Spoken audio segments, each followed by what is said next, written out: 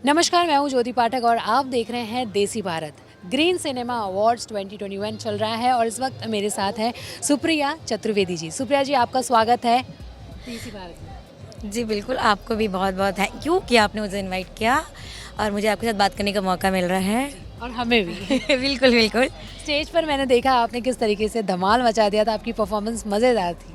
तो मज़ेदार तो होगी ना, क्योंकि हम भले मुंबई में रहते हैं, हमारा जो रूह है वो तो भोजपुरी में ही है और मैं प्रॉपर बिहारी हूँ, तो धमाल तो मचाना ही है ना। परफॉर्मेंस के पीछे कितनी मेहनत लगी?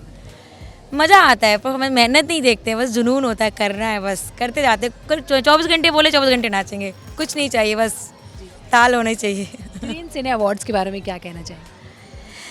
ग्रीन से आपको पता ही पड़ा कि कितना ग्रीन ग्रीन सा माहौल है। और अभी इससे पहले आप संजना सेल्टी को देखा, पूरा एक ग्रीन ही ग्रीन थी, तो मैंने कहा कि उन्हें ग्रीन में येलो का तड़का लगा दिया जाए। बहुत अच्छा रहेगा। मेरा तो ये पहला शो था ग्रीन अवार्ड।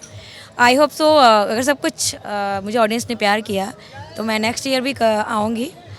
और अच्छा लगा आपसे भी मिलके और आपके इस देसी भारत से।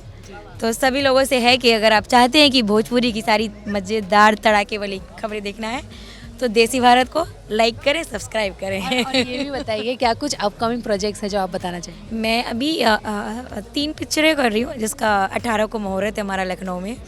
अभी मैं टाइटल नहीं बताऊंगी, लेकिन जैसे ही मेरा 18 को होगा उसके हाँ हाँ कहते हैं ना, सांच को आँच नहीं, जो प्रत्यक्ष होगा वही प्रमाण होगा। सही बात है, सही बात है। जाते जाते क्या कहना चाहेंगी दर्शकों को अपने तरफ से? जाते जाते कहें कि भोजपुरी बहुत मीठ बोली बा, और हमने ये सन कलाकार मुंबई में रह के भी भोजपुरी के एकदम बुलंद करता नहीं जा, और वो लोग अपन प्यार देते रही और ऐसे हमने के बुलावत रही अवार्ड में, हमने नचत रही जाओ और आपसे हमारी बात होते रहे।